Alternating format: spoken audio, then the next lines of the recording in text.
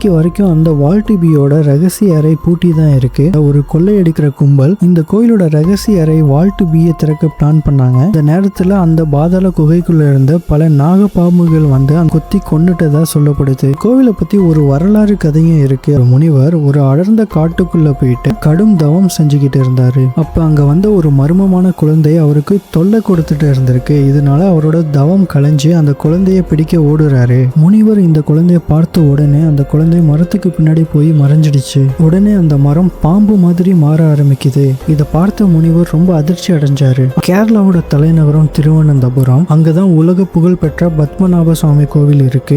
June 2011 மக்கள் ரொம்ப ஆர்வமா அந்த கோவிலை கவனிச்சுக்கிட்டு இருந்தாங்க. இந்தியாவோட எல்லா மீடியாஸும் அந்த கோவிலை ஃபோக்கஸ் பண்ணி ஃபுட்டேஜ் எடுத்துக்கிட்டு இருந்தாங்க. ஏன்னா பல நூறு வருஷமா யாருமே திறக்காத அந்த பத்மநாப சுவாமி கோவிலோட ரகசிய கதவை திறக்கிறதுக்கு 7 பேர் கொண்ட ஒரு ஆடிட் டீமுக்கு சுப்ரீம் கோர்ட் அப்ரூவல் ஆர்டர் கொடுத்துட்டாங்க. அந்த 7 பேர் கொண்ட ஆடிட் டீம் அந்த கோவிலோட அண்டர் கிரவுண்ட்ல இருக்கிற ரகசிய கதவை திறக்கிறதுக்காக உள்ள போயிட்டு இருந்தாங்க. அந்த அண்டர் கிரவுண்ட்ல 6 ரகசிய கதவுகள் கொண்ட அறைகள் இருந்துச்சு. அந்த ஆடிட் டீம் மெம்பர்ஸ் அந்த ரகசிய கதவுகளுக்கு A இருந்து F வரைக்கும் ஒவ்வொரு பேரா வைக்கிறாங்க. அவங்க அந்த ரகசிய கதவை ஒன்னா திறந்த பொழுது அதுக்குள்ள தங்கமும் வைரமும் கொட்டி கிடந்திருக்கு. அந்த டீம் மெம்பர்ஸ் செக் பண்ண அந்த 5 ரகசிய அறைகளோட தங்கம் மற்றும் வைரத்தோட மதிப்பு $1 trillion மேல இருந்துச்சு. ஏன் திடீர்னு சுப்ரீம் கோர்ட் அந்த கோயிலோட ரகசிய அறைகளை திறந்து ஆடிட் நடத்தணும்னு சொன்னாங்கன்னா, இதுக்கு காரணம் 2006 சுந்தர் ராஜன் அப்படிங்கிற ஒரு ரிட்டையர்டு IPS ஆபீசர் கேரளாவோட ஹைகோர்ட்ல ஒரு கம்ப்ளைண்ட் பெட்டிஷனா கொடுத்தாரு. அந்த கம்ப்ளைண்ட் என்னன்னா, பத்மநாப சுவாமி கோவில்ல பாதுகாக்கப்பட்ட வர ஒரிஜினல் நகைகளை திருடிட்டு அதுக்கு பதிலாக டூப்ளிகேட் நகைகளை வைக்கிறாங்கன்னு அந்த கம்ப்ளைண்ட்ல சொல்லியிருந்தாரு. இதை விசாரிச்ச ஹைகோர்ட் உடனே ஒரு ஆர்டர் போடுறாங்க. அது என்னன்னா, கோவில் மேனேஜ்மெண்ட்டை ஸ்டேட் கவர்மெண்ட்டுக்கு ஹேண்ட் ஓவர் பண்ணணும்னு சொல்லிட்டாங்க. பல வருஷமா தலைமுறையா இந்த கோவிலை மேனேஜ் பண்ணிட்டு வந்த திருவிதாங்கூர் ராஜாவோட குடும்பம் இந்த ஆர்டரை எதிர்த்து சுப்ரீம் கோர்ட்ல அப்பீல் பண்ணாங்க. இந்த ஆடிட்டை பண்றதுக்கு 7 பேர் கொண்ட ஒரு டீமை சுப்ரீம் கோர்ட் அப்பாயின்மெண்ட் பண்ணுது. இவங்களோட அசைன்மெண்ட் என்னன்னா, அந்த கோவிலோட 6 ரகசிய அறைகளை திறந்து அங்க என்ன இருக்கு அப்படிங்கறத சுப்ரீம் கோர்ட்டுக்கு சப்மிட் பண்ணணும். 2011 ஜூன் 27 இந்தியாவோட எல்லா மீடியாஸ்களோட கவனம் மற்றும் மக்களோட கவனமும் அந்த பத்மநாப சுவாமி கோவில் மேலதான் இருந்துச்சு. அந்த ஆடிட்டும் பலத்த பாதுகாப்போட அந்த கோவிலோட அண்டர் கிரவுண்ட் பாதாள குகைக்குள்ள ரொம்ப பயத்தோட பொறுமையா இறங்க ஆரம்பிக்கிறாங்க. இந்த பாதையில போனா மட்டும்தான் அவங்களால அந்த 6 ரகசிய அறைக்கு போக முடியும். அந்த ரகசிய கதவுகளை சாதாரணமா திறக்க முடியாது. அந்த ரகசிய அறையை திறக்கிறதுக்கு ஒரு மர்மமான நம்பிக்கை இருந்துச்சு. அது என்னன்னா, அந்த கதவுகளை திறக்கிறதுக்கு முன்னாடி தெய்வ பிரசன்னம் அப்படின்ற ஒரு பழங்கால சடங்கு அங்க செய்யணும். அந்த சடங்கோட அர்த்தம் என்னன்னா, நேரடியா கடவுள்கிட்டயே அந்த கதவை நாங்க திறக்கலாமா வேணாமா அப்படின்னு பர்மிஷன் கேட்கிற ஒரு வழிபாடு. அந்த சடங்கு செஞ்சு பாசிட்டிவான சிம்டம்ஸ் வந்தா மட்டும்தான் அந்த கதவுகளை திறக்கணும்னு நம்பிக்கை இருந்துச்சு.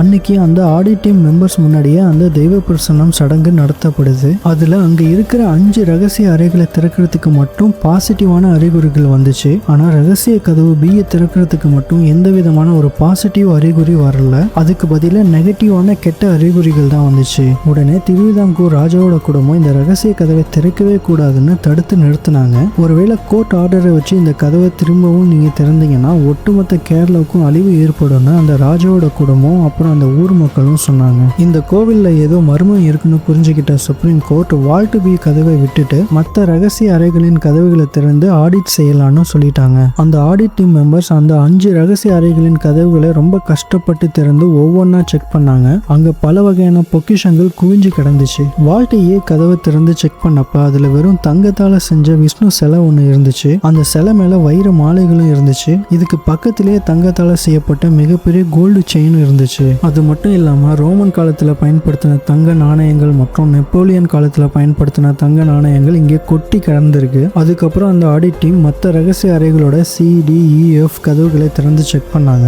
வால்ட் C-ல கோல்டு மற்றும் சில்வரால செஞ்ச அலங்கார பொருட்கள் இருந்துச்சு. வால்ட் D மற்றும் E-ல கோல்டு மற்றும் சில்வரால கடவுளுக்கு பூஜை செய்யற பொருட்கள் இருந்துச்சு. வால்ட் F-ல அந்த காலத்துல ராஜா பயன்படுத்துற அரிய வகை ஜுவல்லரிஸ் இருந்துச்சு. இந்த 5 ரகசிய அறைகளோட பொக்கிஷத்தோட விலை மதிப்பு $1 trillion மேல இருக்குன்னு அந்த ஆடிட் டீம் ஃபைல் சப்மிட் பண்ணாங்க. இன்னைக்கு வரைக்கும் அந்த வால்ட் பியோட ரகசிய அறை பூட்டி தான் இருக்கு. அந்த கதவுல எந்த ஒரு பூட்டும் இல்ல, எந்த ஒரு சங்கிலி செயினும் இல்ல. அந்த கதவை திறக்கிறதுக்கான எங்கேயுமே ஒரு கீ ஹோல் கூட இல்ல. அந்த கதவுல 2 ராஜநாகங்கள் ஒன்னு சேர்ந்து ரொம்ப ஆக்ரோஷமான நிலையில காவல் காக்குற மாதிரியான உருவம் இருக்கு. இந்த கதவை பல வருஷத்துக்கு முன்னாடி வாழ்ந்த சித்தர்கள் நாகபந்தம் அப்படிங்கிற அப்படிங்கிற ஒரு மந்திரத்தால பூட்டியிருக்காங்கன்னு சொல்லப்படுது. இந்த கதவை திறக்கிறதுக்கு கருட புராணம் தெரிஞ்ச சித்தர்களால மட்டும்தான் திறக்க முடியும். அந்த மந்திர வார்த்தை சொல்லும்போது அதோட அதிர்வு கரெக்டா அந்த கதவுல பட்டா மட்டும்தான் அந்த கதவு தானா திறக்கும்னு நம்புறாங்க. சப்போஸ் யாராவது அந்த கதவை உடைச்சு திறக்க ட்ரை பண்ணா அவங்க அங்கேயே மர்மமான முறையில இறந்து போயிடுவாங்க. அந்த கதவை சுற்றி சில அமானுஷ்ய சாபங்களும் மர்மங்களும் இருக்குன்னு நம்புறாங்க. 1930 ஒரு கொள்ளையடிக்கிற கும்பல் இந்த கோயிலோட ரகசிய அறை வால்ட் பியை திறக்க பிளான் பண்ணாங்க. யாருக்குமே தெரியாம நைட்டு நேரத்துல இந்த கதவை உடைச்சு திறக்க ட்ரை பண்ணப்ப அந்த நேரத்துல அந்த பாதாள குகைக்குள்ள இருந்த பல நாகப்பாம்புகள் வந்து கொத்தி கொண்டுட்டதா சொல்லப்படுது. இது மட்டும் இல்லாம இன்னொரு சம்பவமும் நடந்திருக்கு. அது என்னன்னா, ஒரு 100 வருஷத்துக்கு முன்னாடி கேரளாவில் ஒரு மிகப்பெரிய பஞ்சம் ஒன்று ஏற்பட்டிருக்கு. இதனால மக்கள் எல்லாருமே சாப்பாட்டுக்கே வழி இல்லாம ரொம்ப கஷ்டப்பட்டுட்டு இருந்திருக்காங்க. இதனால அங்க ஆட்சி செஞ்ச தலைவர்கள் ஒரு ஆலோசனை செஞ்சு ஒரு முடிவு எடுக்கிறாங்க. அது என்னன்னா, இந்த பஞ்சத்துல இருந்து மக்களை காப்பாத்துறதுக்காக அந்த கோயிலோட ரகசிய அறை வால்ட் பி கதவை திறந்து அங்க கிடைக்கிற புதையல்களை எடுத்து மக்களுக்கு உதவி பண்ணலான்னு முடிவு பண்றாங்க. இந்த தலைவர்கள் அந்த ரகசிய அறை வால்ட் பி கதவை திறக்கிறதுக்காக அங்க போயிட்டாங்க. அங்க போனதுக்கு அப்புறம் அந்த தலைவர்களோட காதுல பயமுறுத்துற மாதிரியான ஒரு சத்தம் கேட்டிருக்கு. இதனால அந்த தலைவர்கள் என்ன நினைச்சாங்கன்னா, ஒருவேளை இந்த ரகசிய கதவுக்கு பின்னாடி அரபிக் கடலோட ஜாயின் பண்ற மாதிரி ஏதாவது சுரங்கப்பாதை இருக்குமோ, சப்போஸ் இந்த கதவை நம்ம உடைச்சு திறந்தா அந்த அரபிக் கடலோட தண்ணி இங்க வந்து ஒட்டுமொத்த கேரளாவும் தண்ணியில முழுகி போயிடுமோன்ற ஒரு பயத்துல திரும்பி வந்துட்டாங்கன்னு ஒரு கதை நம்பப்படுது.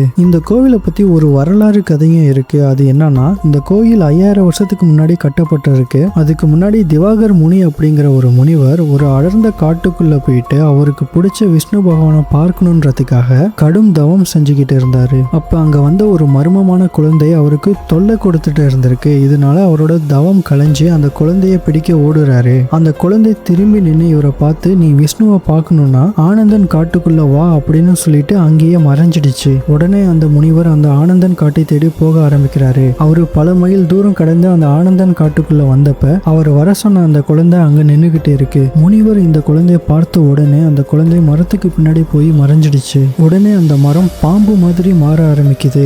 இதை பார்த்த முனிவர் ரொம்ப அதிர்ச்சி அடைஞ்சாரு. அந்த பாம்பு மேல விஷ்ணு பகவான் வந்து முனிவருக்கு காட்சி கொடுத்தாருன்னு ஒரு கதை இருக்கு. அன்னைக்கு அந்த முனிவருக்கு விஷ்ணு பகவான் காட்சி கொடுத்த இடத்துல தான் இன்னைக்கு இந்த பத்மநாப சாமி கோவில் இருக்குன்னு நம்பப்படுது. இந்த பத்மநாப சாமி கோயிலுக்கு பல லட்சம் கோடி செல்வம் வந்ததுக்கு ஒரு முக்கியமான காரணம் யாருன்னா, அவர் தான் திருவனந்தபுரத்து மன்னர் மார்த்தாண்டவர்மா. 1750 மன்னர் மார்த்தாண்டவர்மா தன்னுடைய ராஜ்யத்தில் உள்ள அத்தனை செல்வத்தையும் பத்மநாப சாமி கோயிலுக்கு தானமா எழுதி வச்சுட்டாரு. இனிமே நான் உங்களுக்கு ராஜா இல்ல, இந்த கடவுள் தான் உங்களோட ராஜான்னு சொல்லி அவரோட அத்தனை சொத்துக்களையும் செல்வத்தையும் அந்த கோயிலுக்கு அடியில் உள்ள ரகசிய அறைகள்ல பத்திரமா வச்சுட்டு இது எல்லாமே கடவுளுக்கு மட்டும்தான் சொந்தம்னு அறிவிச்சாரு. இந்த கோவில்ல பல புதையல்கள் இருக்குன்னு தெரிஞ்ச உடனே இந்த கோவிலோட செல்வத்தை கொள்ளையடிக்க பல வெளிநாட்டு படைகள் முயற்சி பண்ணாங்க. ஆனா எல்லாமே ஃபெயிலியர் தான் ஆனிச்சு. 1741 டச் ஈஸ்ட் கம்பெனி இங்க ஆட்சி பிடிப்பதற்காகவும் கோவிலை கொள்ளையடிப்பதற்காகவும் அவங்களோட அதிநவீன ஆயுதங்களோட தாக்குதல் நடத்த ஆரம்பிச்சாங்க. ஆனா மார்த்தாண்டவர்மா தாங்கிட்ட இருக்கிற சிறிய படைகளை வச்சு அந்த டச்சு படைகளை அடிச்சு துரத்தி மிகப்பெரிய வெற்றி பெற்றாரு. இதுல வெற்றி பெற்ற அத்தனை செல்வத்தையும் திரும்பவும் பத்மநாப சுவாமி கோயிலுக்கு காணிக்கையாக கொடுத்தாரு. இப்படி சேர்க்கப்பட்ட அனைத்து செல்வங்களும் இன்னமும் பத்மநாப சுவாமி கோயில்ல உள்ள ரகசிய அறைகள்ல பத்திரமா பாதுகாக்கப்படுது. 1947 இந்தியா சுதந்திரம் பெற்ற பிறகு இந்தியாவில் உள்ள பல பெரிய கோயில்களின் அதிகாரம் இந்தியன் கவர்மெண்ட் கிட்ட தான் இருந்துச்சு. ஆனா இந்த பத்மநாப சுவாமி கோயிலோட அதிகாரம் மட்டும் திருவிதாங்கூர் ராஜாவோட குடும்பத்துக்கிட்ட மட்டும் தான் இருக்கணும்னு இந்தியன் கவர்மெண்ட் ஒரு ஸ்பெஷல் அக்ரிமெண்ட் போட்டாங்க. அன்னிலிருந்தும் அதுக்கு முன்னாடியில இருந்தும் இந்த ராஜாவோட குடும்பம் தான் இந்த கோயிலை தலைமுறையா மெயின்டைன் பண்ணிக்கிட்டு வந்தாங்க. 2008 retired IPS officer TP Soundararajan இந்த கோயிலில் உள்ள ரகசிய அறைகளை திறந்து ஆடிட் பண்ணணும்னு பெட்டிஷன் போட்டிருந்தாரு. அப்புறம் 2011 அந்த ரகசிய அறைகளை திறந்து ஆடிட் செய்ய ஆரம்பிச்சு ஒரு மாசத்திலேயே TP சவுந்தரராஜன் எந்த ஒரு வியாதியுமே இல்லாம மர்மமான முறையில இறந்து போயிட்டாரு. இது சாதாரணமா ஏற்பட்ட மரணமா இல்ல அந்த கோவில்ல உள்ள ரகசிய அறைகளை திறந்ததற்கு இவர் முக்கிய காரணமா இருந்தாரு, அதனால வந்த சாபமானு தெரியல. இந்த விஷயம் அங்க இருக்கிற மக்கள் மத்தியில ரொம்ப தீவிரமா பேசப்பட்டுச்சு. இதை எல்லாத்தையுமே கவனிச்சு வந்த சுப்ரீம் கோர்ட் மக்களோட நம்பிக்கையை அழிக்க கூடாதுன்னு அந்த ரகசிய அறை வால்ட் பியை மட்டும் திறக்காம அப்படியே விட்டுட்டாங்க. இப்ப சொல்லுங்க, உங்களுக்கு இந்த ரகசிய அறை வால்ட் பி கதவை திறக்கணும்னு தோணுதா இல்ல இதை அப்படியே மூடி வச்சிருக்கலாம்னு நினைக்கிறீங்களா? உங்களுடைய கருத்துக்களை கமெண்ட்ல சொல்லுங்க. இந்த மாதிரியான ரகசியமான மர்மமான உலகத்தோட பல கதைகளை தெரிஞ்சுக்க சான் மிஸ்ட்ரி யூடியூப் சேனலை சப்ஸ்கிரைப் பண்ணிக்கோங்க.